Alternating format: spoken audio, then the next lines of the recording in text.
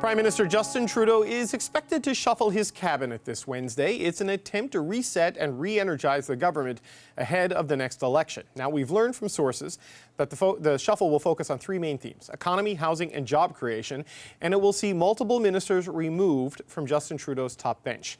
For more insight on what these shakeups entail, I'm joined by David McLaughlin, who was Chief of Staff to Prime Minister Brian Mulroney, and by Stevie O'Brien, former Chief of Staff to three Liberal cabinet ministers, including Anita Anand, Bill Blair, and Philomena Tassi, who may all feature prominently in this drama on Wednesday. Thank you both for joining us. David, I want to start with you. When the Prime Minister and his advisors get together and they figure out how they're going to shake things up to try to do this reset, I mean, what goes into that decision and how tough is it?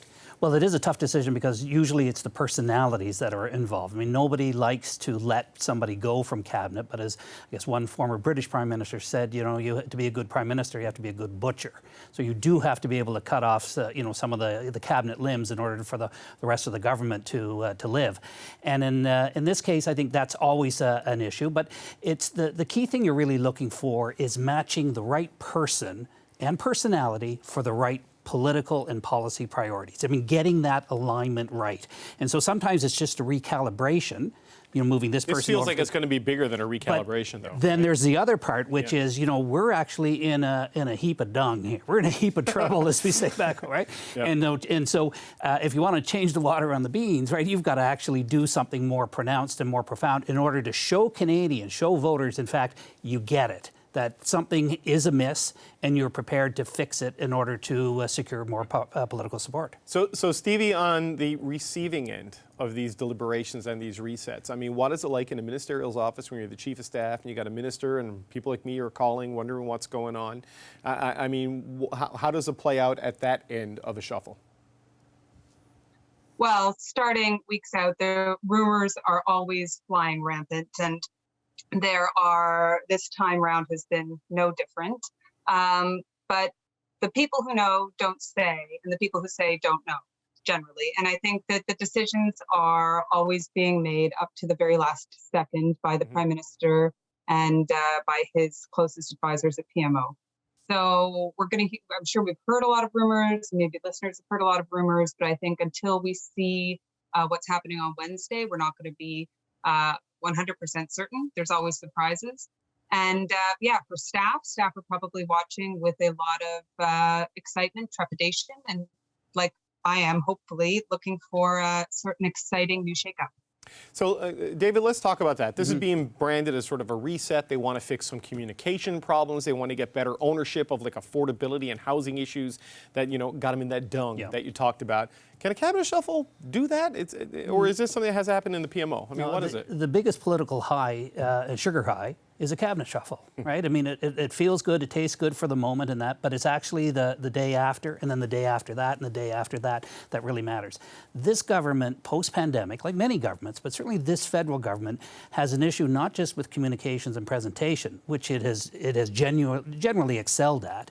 It has a problem with delivery and results. And so if the Prime Minister wants to truly confront the meme that is out there about Canada is broken and that, which was gaining some traction, and if he wants to confront the fatigue and change dynamic that is preying and weighing against him at this stage in his tenure, then he has to actually do something more substantive. And so you can talk about these priorities, but they're going to have to focus on the delivery of the results behind them and actually get outcomes. Otherwise, it is just that, a sugar high, and it's gone in a few hours. Okay, so Stevie, for this to be a significant shakeup, like you say, you're hoping for, and not just to be sort of a meaningless sugar high, how profound do these changes need to be in this cabinet for it to have any kind of an effect on how this government functions? Well, I'm definitely going to be watching to see if there are any changes in the sort of big five portfolios, and that would be sort of finance, I said defense, foreign affairs, intergovernmental affairs, and sort of the extent that there's big change there would signal a big reset. Also going to be looking to see how many new faces are joining cabinet and how many ministers may be departing cabinet, either voluntarily because they're not running again or because maybe, not voluntarily. And so I'm going to be looking to see variety and which portfolios changes, and if the PMO will make some hard decisions on moving some ministers around.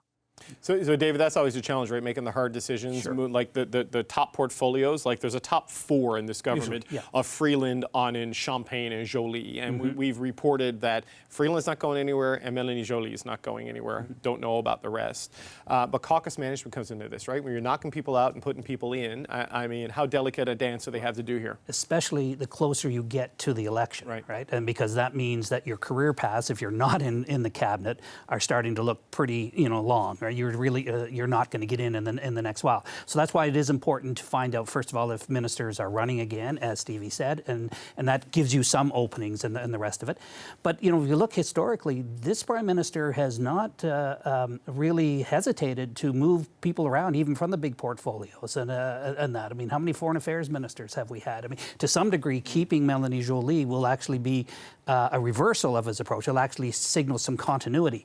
And I think that is always the conundrum in a government reshuffle mid-mandate. How do you maintain enough continuity so that the brand of what you're doing in your program, your budgets and cycles, that continue on, and how much change and newness, freshness can you bring? So you do have that opportunity with a few new people, but also the naming of portfolios and the priorities that go with it. But on the other hand, you really do have to speak to Canadians here on this. And I don't think Canadians they don't know most cabinet ministers. They wouldn't know them if they fell over them. What they do know is the Prime Minister, and they do know how they're feeling about what the government is doing for them or whether it is not delivering for them. Until the government really confronts that and deals with it, there aren't enough cabinet shuffles in the calendar left to actually fix that. So Stevie, what do you think we're going to see on Wednesday? I mean, how... I don't know if ruthless is the right word, but how do you think the Prime Minister is going to approach this? I think he's going to approach it with 2 lenses, strategical and tactical. So there are going to be some portfolios we need to see continuity, delivery on to meet government agenda, to deliver on previously made promises. We're going to keep strong performers in strong roles who may need to maintain relationships, be it in an environmental or international context. We're also going to see tactical moves. We're going to move.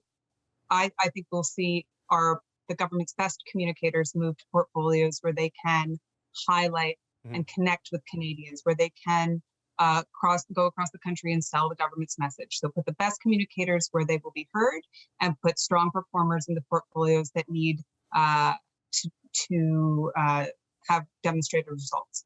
Yeah, David, they become a bit too reliant on people like Dom LeBlanc when things become difficult, right? Like he's kind of jokingly referred to as the Minister of Janitorial Affairs. and they need some other ministers to sort of clean up their own messes or not make them in the first place. Well, ideally not make them in the first place. I mean, every government has had sort of a fixer or a fire person, fireman or something, where they go around and try to put out the fires, usually started by the minister or by the politician, and that. That will ever be thus and that. But you don't have that many in the, really you can rely on in a caucus or cabinet to do that. But still, the end of the day is you have to convince Canadians that you're doing the things that matter for them and that you're doing them the right way.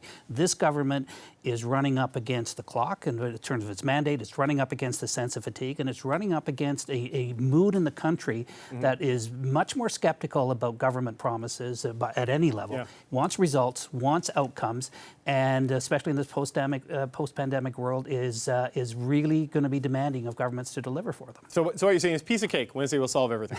All right, we're gonna have to leave there. I want to thank you so much, both of you, for your time, David McLaughlin and Stevie O'Brien. Thanks so much, gang. Pleasure.